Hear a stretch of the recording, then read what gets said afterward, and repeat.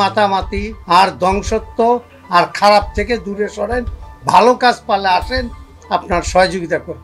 ঢাকাই সিনেমার পরিচিত মুখ মনোয়ার হোসেন ডিপজল অভিনয়ের পাশাপাশি রাজনীতিতেও বেশ সক্রিয় ঢালিউডের এই অভিনেতা একসময় বিএনপির রাজনীতি করতেন। তবে গত সরকারের আমলে আওয়ামী লীগের হয়েও বিভিন্ন রাজনৈতিক কর্মকাণ্ডে সরব উপস্থিতি ছিল তার।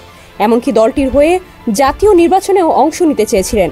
এবার আবার ভোল পাল্টে পোস্টার ছাপিয়েছেন বিএনপির ব্যানারে। ক্যারিয়ারের শুরুতে খল অভিনেতা হয়ে চলচ্চিত্র অভিনয় শুরু করলেও পর্যায়ক্রমে সেখান থেকে সরে এসে দারুণ সব চরিত্রে দুর্দান্ত অভিনয় করে দর্শক হৃদয়ে জায়গা করে নিয়েছেন গুণী এই অভিনেতা। দীর্ঘ ক্যারিয়ারে উপহার দিয়েছেন অসংখ্য সুপারহিট সিনেমা। এক সময় দেশের বৃহৎ রাজনৈতিক দল বিএনপির সঙ্গে ছিলেন ডিপজল। পরে আওয়ামী লীগের হয়েও বিভিন্ন রাজনৈতিক কর্মকাণ্ডেও তার সরব উপস্থিতি ছিল দৃশ্যমান। সাড়া না পেলেও জাতীয় সংসদ নির্বাচনে আওয়ামী লীগের মনোনয়ন চেয়েছিলেন অভিনেতা মনোয়ার হোসেন ডিপজল।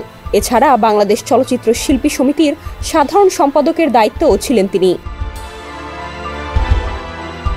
আওয়ামী লীগের পতনের পর ডিপজলও ভোল পাল্টালেন, আবারও আশ্রয় নিলেন বিএনপির ছায়াতলে।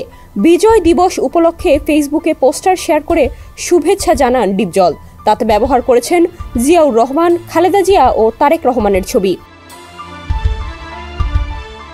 ক্যাপশনে ডিপজল লিখেছেন, 16ই ডিসেম্বর মহান বিজয় দিবস। যাদের মহান আত্মত্যাগে আমাদের এই স্বাধীনতা, সেই সব বীর শহীদের প্রতি গভীর শ্রদ্ধাঞ্জলি। লাখো শহীদের রক্তে লেখা বিজয়ের এই ইতিহাস মুক্তির বার্তা নিয়ে বারবার ফিরে আসুক ডিসেম্বর মাসে।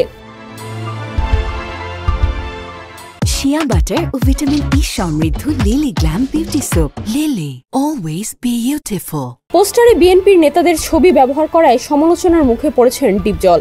কারণ বিগত সরকারের সময় আওয়ামী লীগের পক্ষে সক্রিয় ভূমিকা পালন করেছেন তিনি।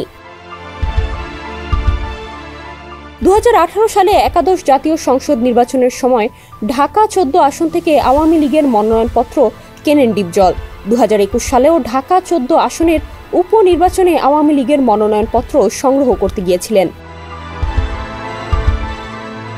গত অগস্টে সরকার পতনের পর ডিপজলের নামে হয়েছে একাধিক মামলা। সমালোচকদের অনেকেই বলছেন, মামলা থেকে রেহাই পেতেই ভোল পাল্টাচ্ছেন ডিপজল। তবে ডিপজলের এই দল পাল্টানোর নীতি নতুন কিছু নয়। এর আগে 1994 সালে বিএনপির সমর্থন নিয়ে ঢাকার 9 নম্বর ওয়ার্ডের কাউন্সিলর ছিলেন। পরবর্তী সময়ে আওয়ামী লীগের সরকার ক্ষমতায় এলে নিজেকে আওয়ামী লীগের কর্মী বলে দাবি করেন তিনি।